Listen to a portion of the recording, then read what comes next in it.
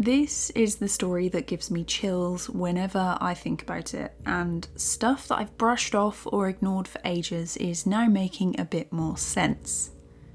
So, you know when you feel like you're being watched, and you get that prickling at the back of your neck and the hairs on your arms stand on end? Most of the time when you look up you'll find someone staring at you. Sometimes they'll look away quickly or not realise they're actually doing it and will keep staring like they're trying to see into your soul. But what if you look up and there's no one there? No one in the room with you, no one in the house, and no one watching outside the window. Luckily, the feeling isn't malicious. It's more like someone's just there. I get that feeling far more than what is probably normal, and now I know who to blame. So I have a lovely niece. She's just turned 4 and she's very curious about absolutely everything. Where are you going? What are you doing? Who's that? What's that? Why? Why? Why? She's also pretty fearless. She's not afraid of the dark or heights. She laughs at the idea of monsters, and so far the only thing she's ever been afraid of is the doll heads my younger sister used for hairdressing practice, which are actually really creepy, so I don't blame her. So 2 years ago, when she was 2, I was drawing on the sofa and she came over to see what I was doing. It's a rare thing to get her to sit still for more than a few minutes, but she wanted to see, so I sat her beside me and she starts asking. Draw me! Draw Catherine! Draw Nanny!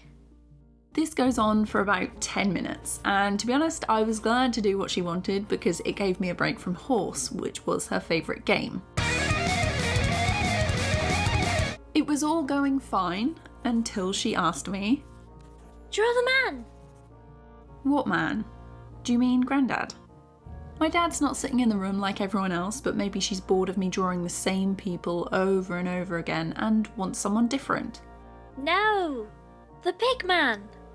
And then she looks from me to the open lounge door and into the empty hallway.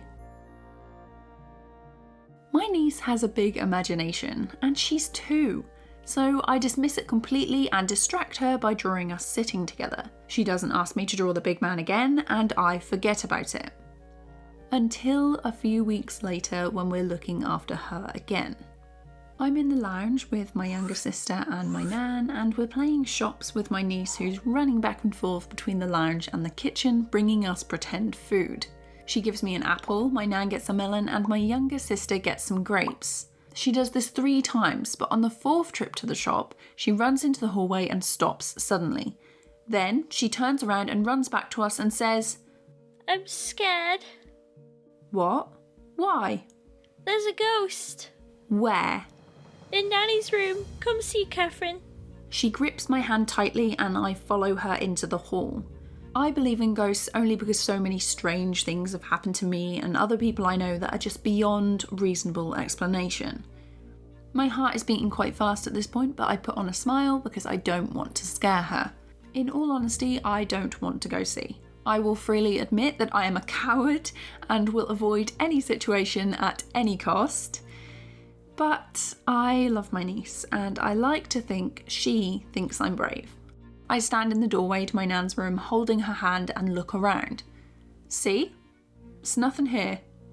And at first glance, everything is normal. Then I notice the photographs. When you get to a certain age and have several grandchildren, birthdays and Christmas gifts usually turn into photographs of said grandchildren, which is nice. But there comes a point where you run out of room. My nan has photos on dresses, the walls, the windowsill, and more recently they'd also spread to the chest beneath it. She's pretty tidy, and so usually everything is neatly in its place, and if it's not, it soon goes there when she has a tidy up, which is why I noticed it. All the photographs, except one, are face down on this chest. And the only one that remains standing is a picture of my granddad, who had passed away just over 15 years ago that very week. Now it could just be a coincidence. The dogs could have knocked over the pictures, but they'd been with us all day and we hadn't heard them fall. Or it could have been my niece, but usually she will straight up admit if she's done something wrong and let you know so you can fix it with her. I start getting a weird feeling and the hairs on my arms stand on end. So I take my niece back to the lounge and distract her with making pretend tea using some coloured pots she likes to play with. I tell my nan and sister quietly about the photographs and my weird feeling, and seeing as my niece is completely fine pretending to make us tea, I'm totally prepared to write it off and forget about it.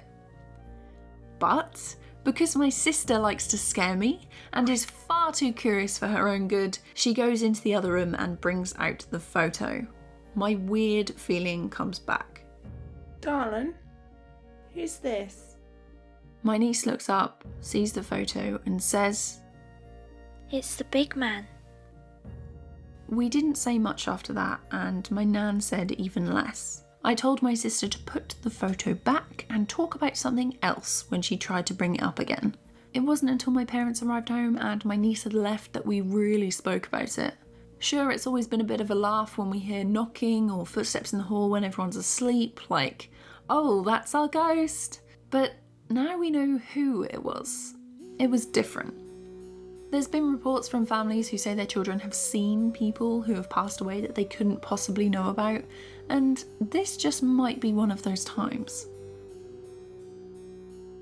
Since that day, my niece hasn't mentioned the big man again, and until asking her to repeat back to me her lines for an earlier version of this video, no one has brought it up with her either.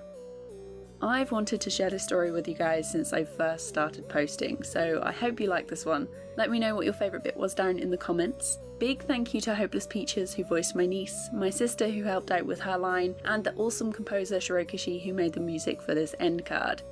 I've got loads more stories I want to share, some non-scary ones too, so subscribe if you want to see more tutorials and animations from me, and I'll be back with another video real soon. Bye!